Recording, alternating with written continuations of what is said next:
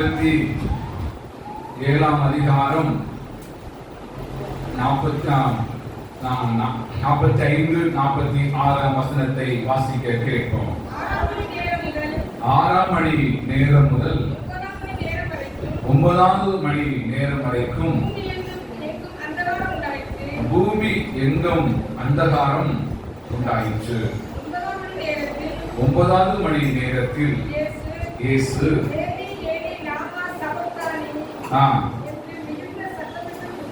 என்று மிகுந்த சத்தமிட்டு கூப்பிட்டு, அதற்கு என் தேவனே என் தேவனே ஏன் என்னை கைவிட்டி என்று அர்த்தமா. இந்த வசனத்தை குறித்து நாம் அநேக நாட்கள் சிந்தித்திருக்கலாம், அநேக காரியங்கள் நாம் கேட்டிருக்கலாம். ஆனால் தேவன் என் மூலமாக இந்த நாளில் என்ன வார்த்தையை, என்ன ஆலோசனையை உங்களுக்கு கொடுக்க சித்தமாக இருக்கிறாரோ அதை தேவன் என் மூலம் வெளிப்படுத்த நம் கண்களை மூடி தேவனை நோக்கி பார்ப்போம். Thank you Lord Jesus. நன்றி ஆண்டவரே, நன்றி ஆண்டவரே, நன்றி ஆண்டவரே. Oh Lord Jesus, நன்றி ஆண்டவரே, நன்றி ஆண்டவரே, நன்றி ஆண்டவரே. பேசும் பேசும் ஜெபம் செய்யும் போது ஆண்டவா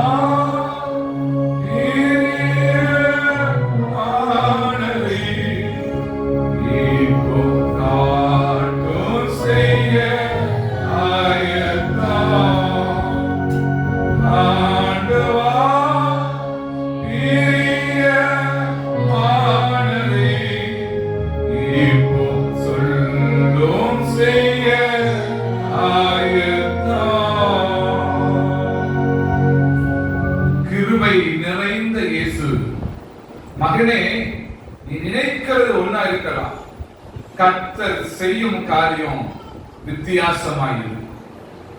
நீ நினைக்காத காரியத்தை இயேசு செய்ய முடியும்.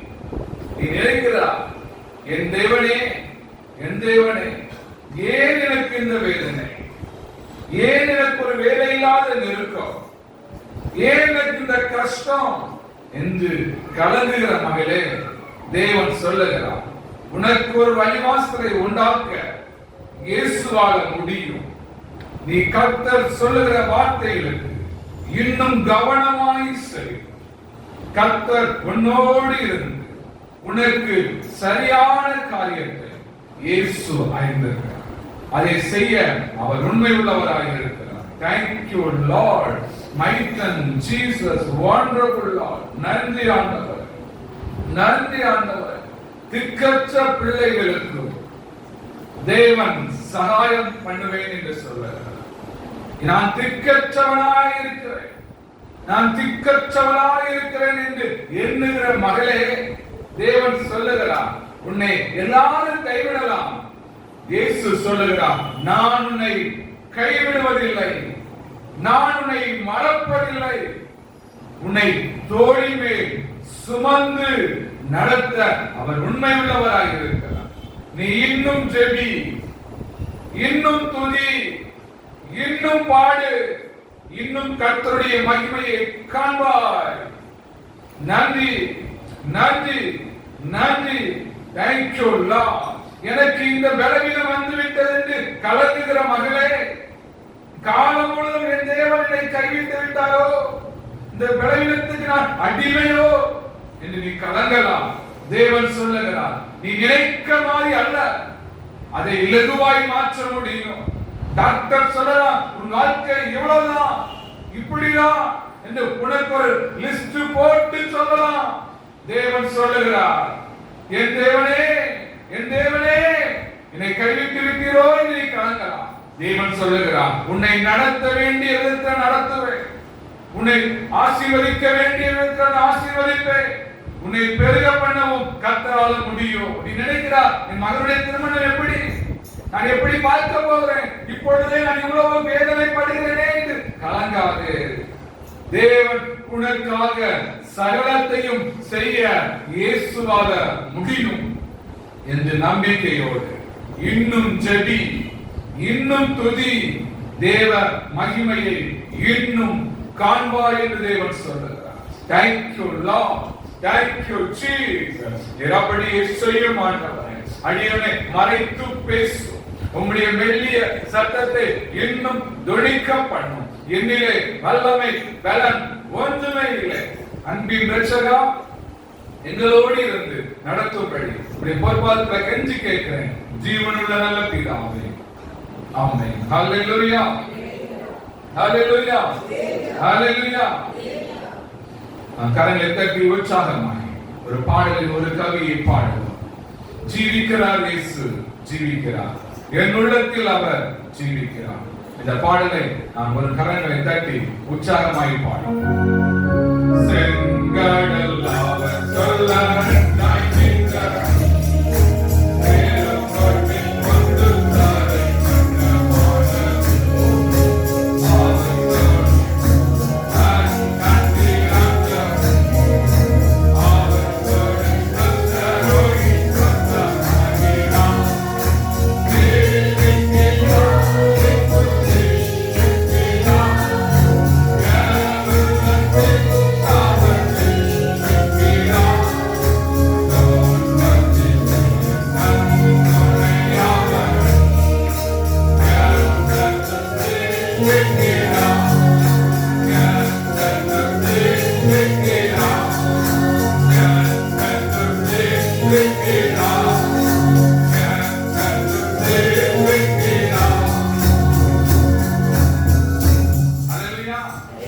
அவர் என்றென்றும் ஜீவிக்கிறார். தேவன் முடியாத நேரத்தில் அதை செய்வார். சொல்லுங்க, முடிய பண்ணுவார். அந்த தேவன் யார் நம்ம மத்தியில இருக்கிறார். ஆனாலும் வேத வசனம் என்ன சொல்லுங்க, என் தேவனே, என் தேவனே ஏன் என்னை இப்படி எல்லாரும் சொல்லுகிறோம் இல்லைன்னு நான் சொல்லல. ஒரு பாடு வந்துட்டுனா, ஒரு நெருக்கம் வந்துட்டுனா, ஒரு உபத்திரம் வந்துட்டுனா நம்ம சொல்லுவோம், சொல்ல மாட்டோமா? சொல்லுவோம். இன்னும் சொல்லாம சொல்லுவாங்க, தேவனுக்கு தேவனுக்கு தெரியாம நடந்துட்டா.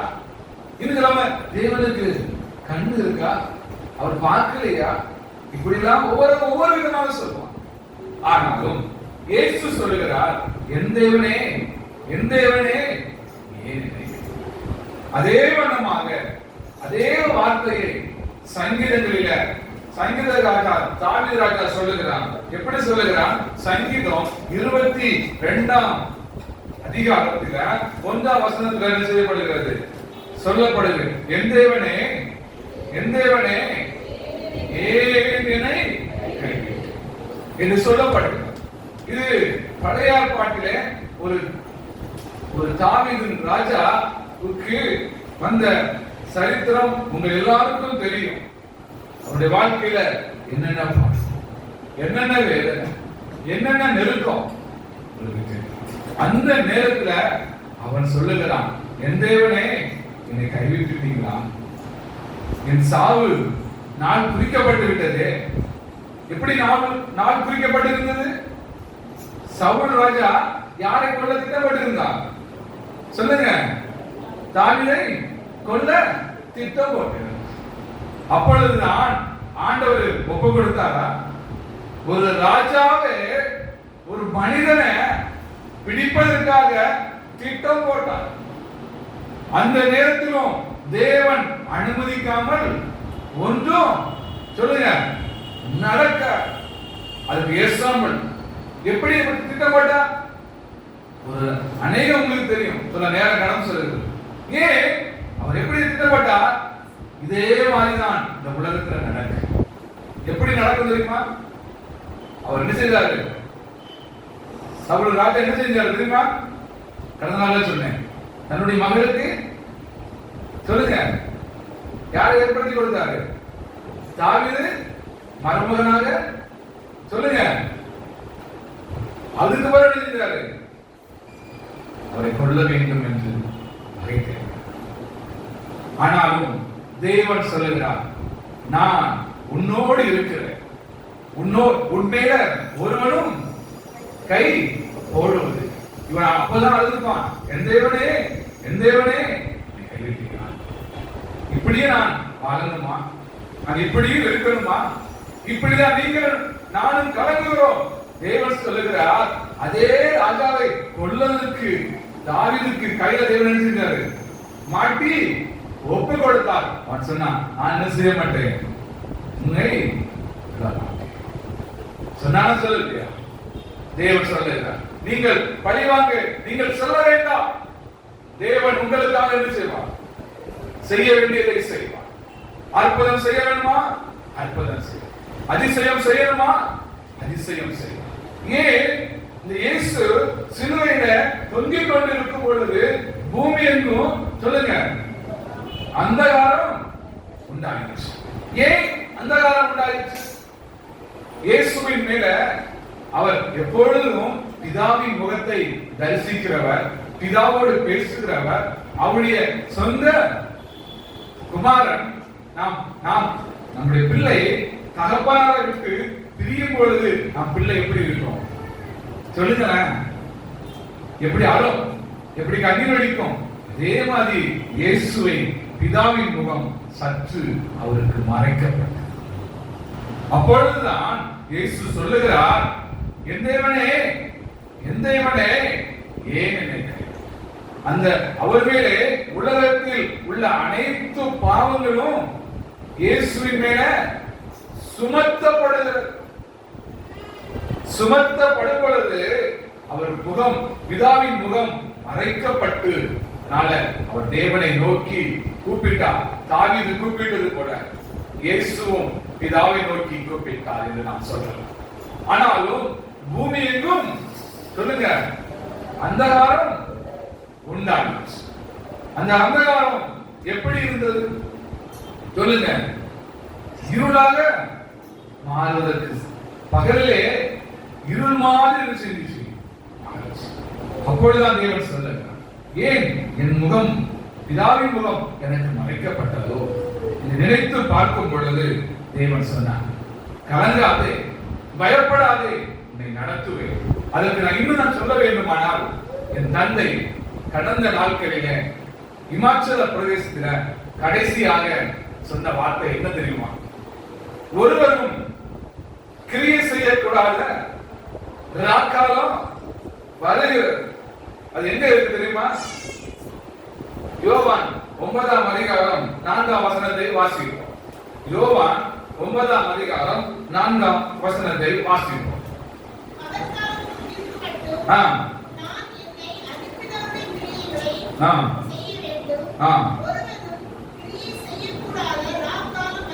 ஒருவரும் கிரியை செய்ய கூடாத ராக்காலம் எப்படி? கடந்த நாட்களில நான் யோசித்தேன், இந்த போர் நடந்து கொண்டிருக்கிற என்ன சொல்ல கேட்கிறதுக்கு ஆண்டவர் சொன்னார், உன் தந்தையோடு கடைசியாக சொன்ன வார்த்தை இதுதான். என் தாய் சொன்னார், ஒருவரும் கிரியை செய்யக்கூடாத ராக்காலம் வந்திருக்கிறதா வரலையா? ஒரு இருண்ட ஏன் நீ சொல்லுங்க, 1000 லட்சம் பிளைட் ஓடினாலும் இன்னைக்கு எண்ணிக்கைகள் மாதிரிதான் பிளைட் ஓட முடியும். கிரியை செய்ய முடியல, ஓட முடியல. ஏன்? கர்த்தருடைய வார்த்தை நிறைவேற்றப்படுகிறது. இதே மாதிரி நீங்கள் கலந்துக்கலாம், புலம்பலாம். தேவன் சொல்லுகிறார், நான் உன்னை நடத்துவேன், நான் உன்னை கண்மணி கூட பாதுகாப்பேன் என்று தேவன் வாக்கு கொடுக்கிறார். நீங்க எப்படி தேவனை நோக்கி கூப்பிடுறீங்க, எப்படி புலம்புகிறீங்க? என் தந்தை மரித்தாச்சு, எல்லாவற்றையும் செய்தாச்சு, கடமையெல்லாம். என் உள்ளம் வேதனையோடு கணக்கிடும், என் உள்ளம் மிகவும் பாரத்தோடு இருக்கிறது.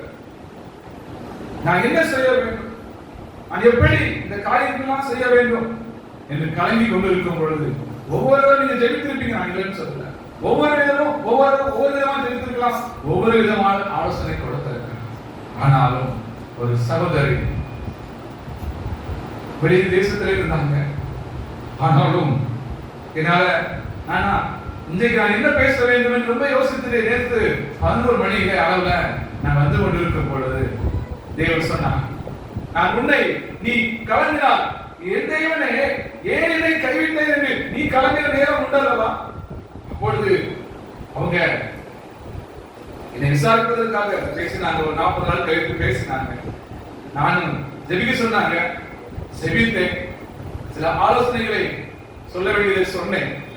அந்த சகோதரி சொன்னாங்க, நான் எனக்கு உள்ள வேதனை என்னது, நான் என்ன செய்வேன், என் வாழ்க்கை எப்படிதான் அந்த மக்களுக்கு நான் பதில் சொல்வேன் நினைத்துக் கொண்டிருக்கும் பொழுது அந்த சகோதரி சொல்றாங்க, எனக்கு ஜெபிக்க யாராவது உண்டோ என்று நான் என் உள்ளத்தில் என்ன செய்யறது தெரியுமா, உணர்விக் கொண்டிருந்தேன். அப்பொழுது சொன்னாங்க, பிரதர் உங்களுக்காக நான் ஜெபிக்கட்டுமா? என் உள்ளத்திலே ஒரு சந்தோஷம் வந்துச்சு. 2 பேரும் ஆவிக்குள்ள போன்ல தான் ஜெபித்தோம். அவங்க இருக்கிறது ஒரு தேசத்தின் ஒரு கட்டத்தில் இருக்கிறாங்க. ஆரம்பத்திலே 20 வருஷத்துக்கு முன்பாக 25 வருடங்களுக்கு முன்பாகவே அவங்க மகன் கூட டாக்டர் ஆயிடுச்சு. கல்யாணம் முடிஞ்சு டாக்டர் ஆயிடுச்சு. அந்த மகள் அபிஷேகத்தில் நிரம்பி ஜெபிக்கும் பொழுது சொன்னாங்க, மகனே ஏன் நீ கலங்குகிறாய், ஏன் நீ பயப்படுகிறாய், கர்த்தர் உன்னோடு இருப்பார். பாத்திரம் மாத்திரம் மாற்றப்பட்டிருக்கிறது. நீ கர்த்தர் அவர்தான் நடத்துவார். ஒரு பாத்திரம் மாற்றப்பட்டிருக்கும், இன்னொரு பாத்திரம் வரும், இன்னொரு பாத்திரம் மாற்றப்படும், இன்னொரு பாத்திரம் வரும். ஒரு பாத்திரத்தை தேவன் பயன்படுத்தினார், அவர் இளைப்பாறுதலுக்குள் அழைத்துக் கொண்டார். இனி அடுத்த பாத்திரத்தை வைத்து உன்னை கொண்டு பயன்படுத்துவதை அவர் செய்ய ஆயத்தமாக இருக்கிறார். நீ ஏன் கலங்குகிறார்? ஏன் என் தேவனை கைவிட்டு விட்டாரோ, தேவனை விட்டு விட்டாரோ நீ கலங்குகிறார்? அந்த வார்த்தை கடந்து வந்துச்சு. நான் அப்படியே ஒன்றும் சொல்ல முடியும். என்னை திடப்படுத்திக் கொண்டேன், என்னை தைரியப்படுத்திக் கொண்டேன். ஆவியானவர் எப்பொழுது யாரை கொண்டு எப்படி தேற்ற வேண்டும் என்பது யாருக்கு தெரியும்? இயேசு ஒருவருக்கு தெரியும். அவர் சொன்னார், நான் பாத்திரத்தை மாற்றி இருக்கிறேன் மகனே, ஏன் என்னுடைய மகிமை இங்கே இருக்கிறது என்று தேவன் சொன்னார். அதை உறுதிப்படுத்தினார். இங்கே வந்து ஜெபிக்கவில்லை, அவர் ஒரு கண்டத்திலிருந்து ஜெபித்தார்கள், போன்ல ஜெபித்தார்கள்.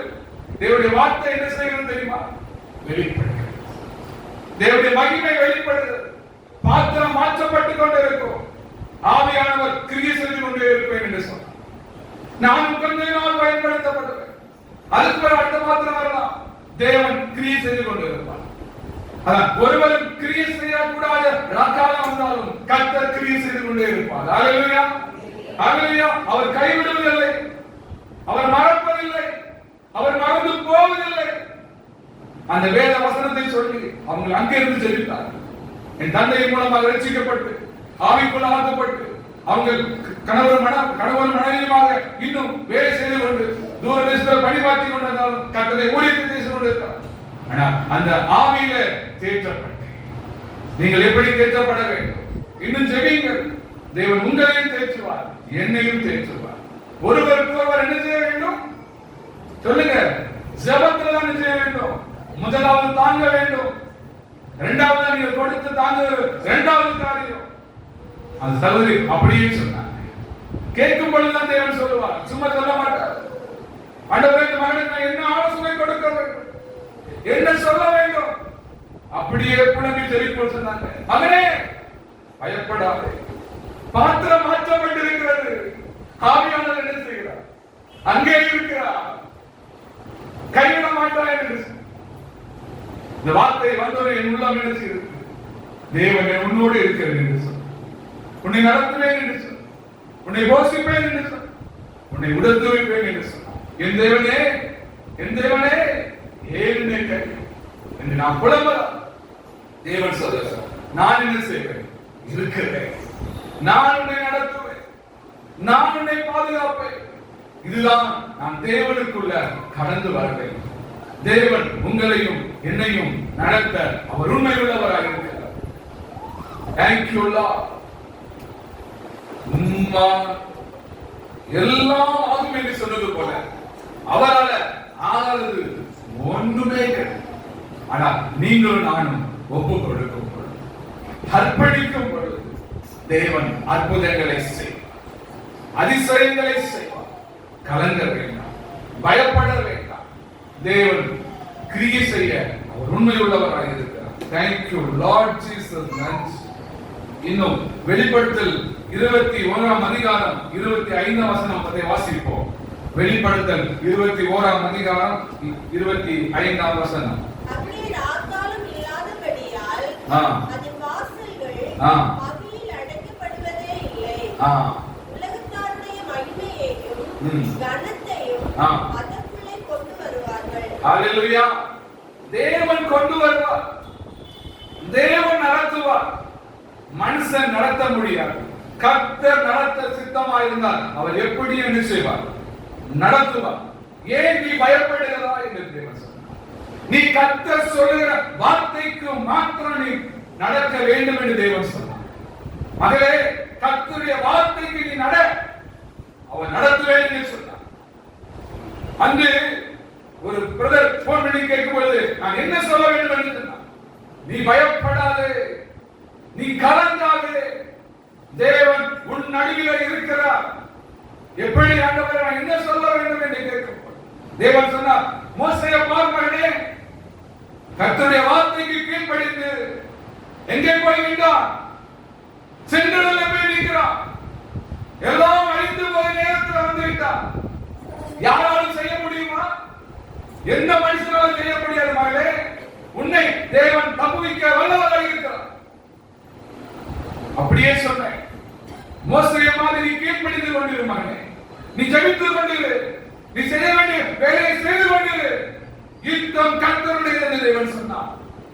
நீ அப்படியே போய் நில்லு. தேவன் சொல்லுவார், செங்கடலை பார்த்து நீட்டு என்று சொல்லும் பொழுது நீட்டு, அற்புதம் நடக்கும். ஒரு இருட்டு போய் நிற்கிறது, என் வாழ்க்கை முடிஞ்சு போயிட்டு, என் தேவனே என்னை கைவிட்டு விட்டீர்கள் எல்லாரும் மோசேயை புலம்புனாங்க. ஏன் யாரும் நினைக்கல, யாரும் எண்ணல. தேவன் திறந்தார், செங்கடலை இரண்டாய் பிளக்க வைத்தார்.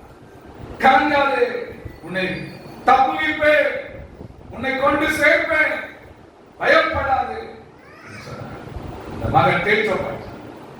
தேவன் விடுதலை கொடுக்க அவர் உண்மையுள்ளவராக இருக்கிறார் என்று தேவன் சொன்னார். அந்த தேவன் உங்களையும் என்னையும் நடத்த இன்னும் உண்மையுள்ளவராக இருக்கிறார். இந்த தேவனை இன்னும் துதிப்போம், இன்னும் நடத்துவார். தேவன் சொல்லுகிறார், மூன்றாவது சொல்லுகிறார், மகளே, மோசே செங்கடலை பிளந்தான். ஓகே, தேவன் சொல்லுகிறார், கடல் மீது நடந்தேன் என்று சொல்லுகிறார். நீ மகிமையோடு அவரை கூப்பிடு, உன்னை நடத்துவேன் என்று சொல்லுகிறார். மோசே செங்கடலை இரண்டாய் பிளந்து நடத்தினான். தேவன் சொல்லுகிறார், நான் என்ன செய்வேன்? நடந்தேன். என்னை விசுவாசித்தால் என்னுடைய சீசனை நான் நடக்க வைத்தேன். உன்னை நடத்த முடியும், உன்னை கொண்டு போக முடியும், உன்னை ஆசீர்வதிக்க முடியும், உன்னை உயர்த்த முடியும். தேவன் பெரியவர், அவர் சகலத்தையும் செய்யவல்லவர். அவர் செய்ய நினைத்தது தடைபடாது. எல்லாரும் கைவிட்டாலும் தேவன் ஒருபோதும் கைவிட மாட்டார். தேவன் ஒருபோதும் விட்டு விலக மாட்டார். அவர் பெரிதான காரியத்தை செய்வார். நீ ஜெபிக்க வேண்டும், நீ துதிக்க வேண்டும், நீ பாட வேண்டும், நீ அவரை மகிமைப்படுத்த வேண்டும். அவருடைய கரம் ஒருபோதும் குறுகி போவது இல்லை என்று தேவன் சொல்கிறார். நீர் அப்படியே செய்வீர்கள், நீர் அப்படியே நடத்துவீர்கள். உம்முடைய கரத்தில் ஒப்புக் கொடுக்கிறேன். என்னிலே வல்லமை பலன் ஒண்ணுமே இல்லை ஆண்டவரே. உம்முடைய நாம மாத்திரம் மகிமைப்படுங்க. இயேசு கிறிஸ்துவின் மூலமாய் கேட்கிறேன் ஜீவனுள்ள நல்ல பிதாவே, ஆமென். நாம் எல்லாரும் முழங்கால் படிக்கலாம், முடியாத எழுந்திருக்கலாம். ஒரு பாடலை பாடி ஜெபித்து நான் நிறைவு செய்ய போகிறேன். Thank you Lord Jesus. நன்றி ஆண்டவரே. Thank you Lord. Thank you Jesus. Thank you Lord. செங்கடல் எதிர்த்து வந்து பங்க பந்தி காவலன் பாதை வந்து கண்ணில் தெரிந்து. செங்கடல் எதிர்த்து வந்து பங்க பந்தி காவலன் பாதை வந்து கண்ணில் தெரிந்து.